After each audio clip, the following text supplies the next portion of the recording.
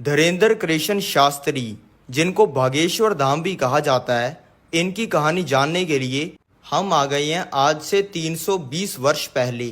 यह मध्य प्रदेश के छतरपुर इलाके में यह गाड़ा गांव। यहाँ पर चंदेल साम्राज्य का राज है और यह है उनका किला।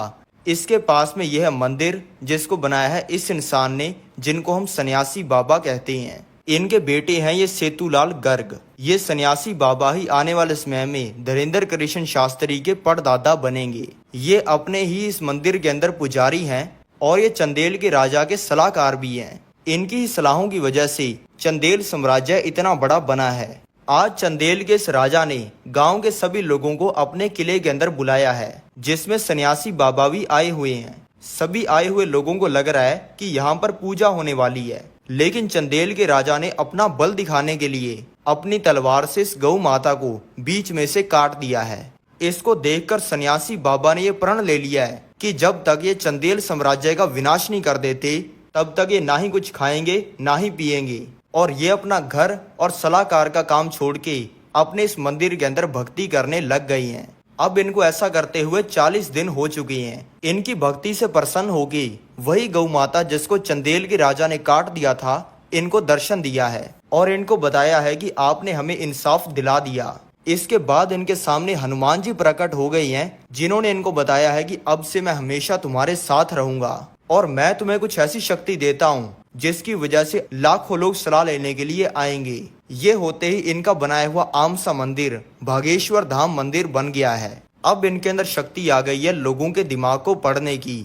इन्होंने शक्ति से लोगों का भला करने के लिए लोगों के दिमाग को पढ़कर उनको सही सलाह देनी शुरू कर दी है। इससे इनके पास में हजारों लोग आने शुरू हो गए हैं और कुछ ही दिनों के अंदर चंदेल साम्राज्य का नामो निशान मिट गया है। अब इनको ये चीज करते हुए कई साल हो गए हैं और इनका शरीर बूढ़ा हो गया है। आजकल ये अपने ध्यान की शक्ति से भगवान के संसार के अंदर भी चले जाते हैं, जिसके सामने इनको ये संसार फीका लगता है, जिसकी वजह से इनको अपना ये शरीर बोझ लगता है।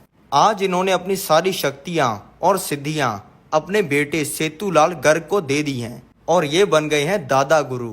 आज सन्यासी बाबा अपना शरीर छोड़ने वाले हैं। इसके लिए इन्होंने अपने सारे भक्तों को बुलाया है और सबके सामने इनकी आत्मा इनके शरीर से बाहर निकल गई है और इन्होंने जीवित समाधि ले ली है। अब इनकी इस परंपरा को आगे बढ़ाएंगे इनके बेटे दादा गुरु।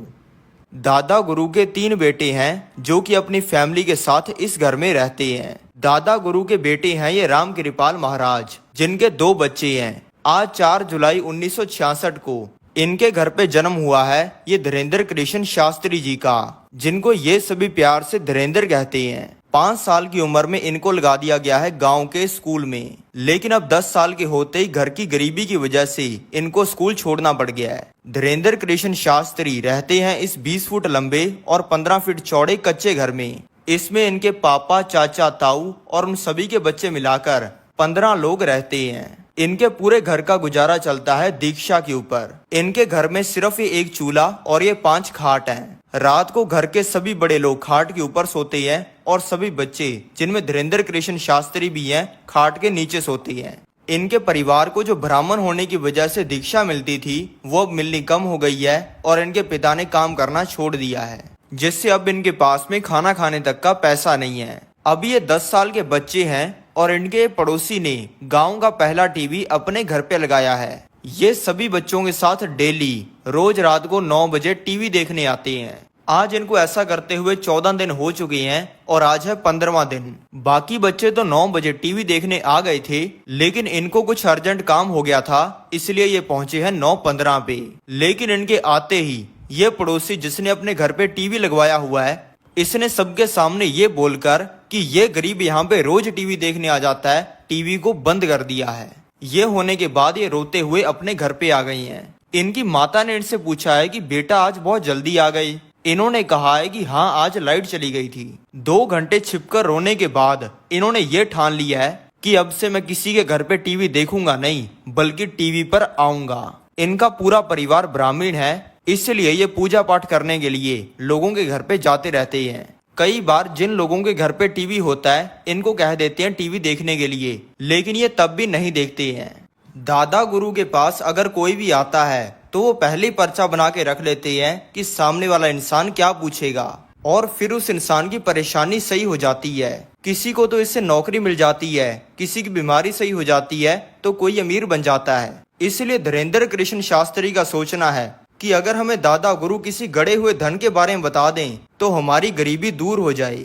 इसलिए आज सुबह 9 बजे ये बागेश्वर धाम मंदिर पहुंच गए हैं, जहां पे इन्होंने गड़े हुए धन के लिए अर्जी लगा दी है और ये भीड़ के अंदर बैठ गए हैं। अब दादा गुरु ने भी इनको बुला लिया है। इन्होंने सबके सामने दादा गुरु को कह दिया है कि तुमने आज तक हजारों लोगों की जिंदगी बदली है, हिम्मत है तो हमारी बदल के दिखाओ।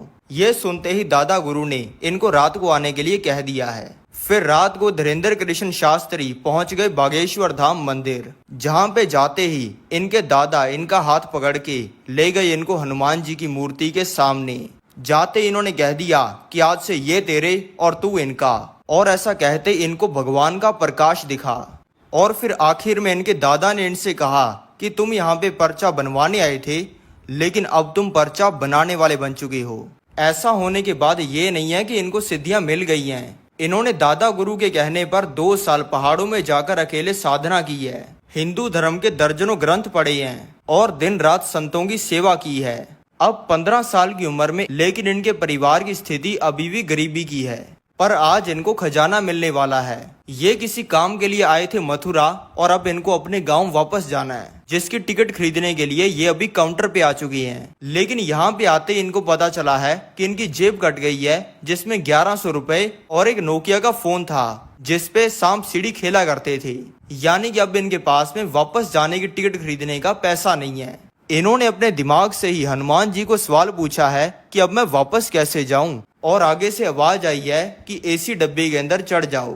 ये सुनते ही ये एसी डब्बे के अंदर चढ़ गई हैं। इनको लग रहा था कि यहाँ पे इन्हें सीट मिलेगी, लेकिन सीटें तो सभी भरी हुई हैं। इसलिए ये आके खड़े हो गई हैं ट्रेन के कंपार्टमेंट के पास में। अब एसी डब्बे के अंदर भी चढ़ के एसी का मजा ना ले, ये तो हो ही नहीं सकता। इसलिए ये ट्रेन के डब्बे को बार बार खोल लेती हैं और ठंडी हवा लेकर बंद कर देती हैं, जिसे देखकर ट्रेन में जा रहे एक इंसान ने कंप्लेंट कर दी है और इनके पास में टीसी आ गया है, जिसने आते ही पूछा है कि तुम्हारी टिकट कहाँ पे है। इन्होंने आगे से कहा है कि मेरे पास में टिकट नहीं है। ये सुनते ही टीसी ने बोल दिया है कि तुम्हें 1200 रुपए फाइन देना पड़ेगा, 6 महीने जेल जाना पड़ेगा, और मैं अभी फोन करके पुलिस को बुला रहा हूँ। और टीसी ने फोन अपनी जेब से निकाल लिया है, जिसके जवाब में धीरेन्द्र कृष्ण शास्त्री जी ने अपने डब्बे में से हनुमान जी को निकाल लिया है और कहा है कि मरवाओगे क्या।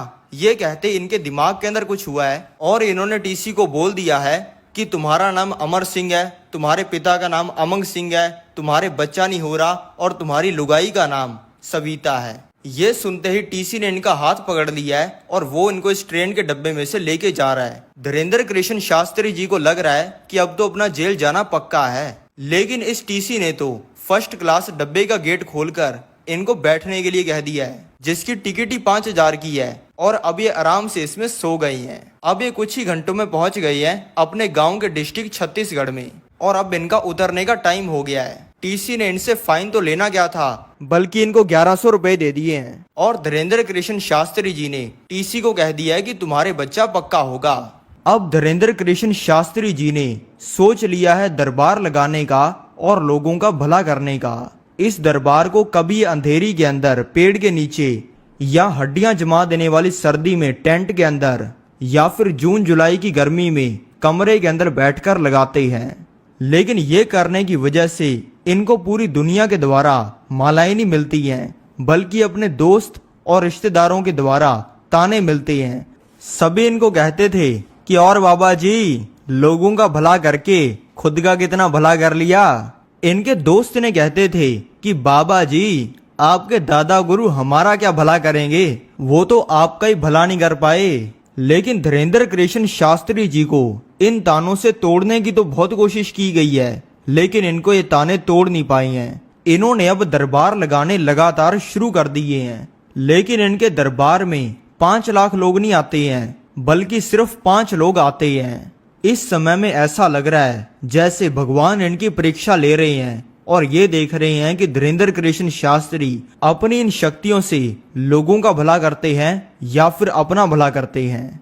इतनी दिव्य शक्तियां होने के बावजूद ये किसी से 1 रुपया नहीं ले रहे किसी की समस्या का उसे समाधान बताने के लिए। भले इनके दरबार में आईएएस ऑफिसर आ जाए या फिर मंत्री आ जाए, लेकिन इनके दरबार में पहले पर्ची उसी की लगती है जिसकी पहले पर्ची लगनी चाहिए। इनकी ये दिव्य शक्तियों को देखकर इनके पास में बहुत सारे कोई बुरा काम करने के लिए लाखों करोड़ों रुपए के ऑफर आते हैं, जो कि इनकी गरीबी को झट से खत्म कर सकते हैं। लेकिन ये हर किसी बुरे काम को मना कर देते हैं। अब इनको ये करते हुए कई साल हो गए हैं और इनकी उम्र हो गई है 26 साल की।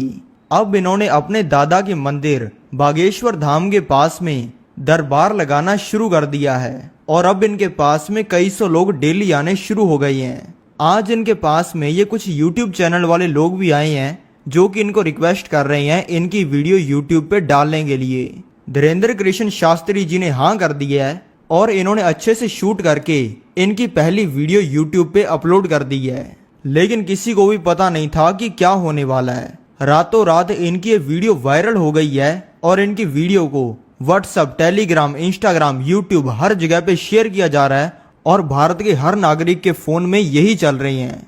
ये देखकर इनके पास में और ज्यादा लोग और मीडिया वाले आने लग गए हैं और देखते ही देखते इनका ये दरबार बढ़ता जा रहा है। और अब 2024 में धीरेन्द्र कृष्ण शास्त्री जी के बागेश्वर धाम पंडाल में कई बार तो 10 लाख लोग भी आ जाते हैं, जिनको बागेश्वर धाम सरकार प्यार से पागल कहते हैं। और आज भी ये 10 लाख लोगों के सामने वही सेम चीज करते हैं जो कि ये आज से 5 साल पहले 10 लोगों के सामने करते थे। ये सामने वाले इंसान के बोलने से पहले पर्चे पर लिख देते हैं कि आपके घर पे चोरी हुई है, किस इंसान ने चोरी की है, आपकी शादी कब होगी, आपको कौन सी बीमारी है, आपका क्या नाम है। और अगर कोई बागेश्वर धाम सरकार की परीक्षा लेने की कोशिश करता है तो बागेश्वर धाम सरकार वो चीजें भी बता देते हैं जो कि सामने बैठे इंसान के अलावा किसी को नहीं पता होती। बागेश्वर धाम अगर बाहर के देशों के अंदर भी पंडाल लगाते हैं तो वहां पर लाखों की भीड़ आती है। भारत देश में शायद ही ऐसा कोई है जो कि धीरेन्द्र कृष्ण शास्त्री जी को नहीं जानता। मैं चाहता हूं धीरेन्द्र कृष्ण शास्त्री जी अपने सारे सपने पूरे करें और पूरी दुनिया को सनातन धर्म के बारे में पढ़ाए। तो मैं आपसे मिलता हूं अगली वीडियो में। जय बजरंग बली, जय श्री राम।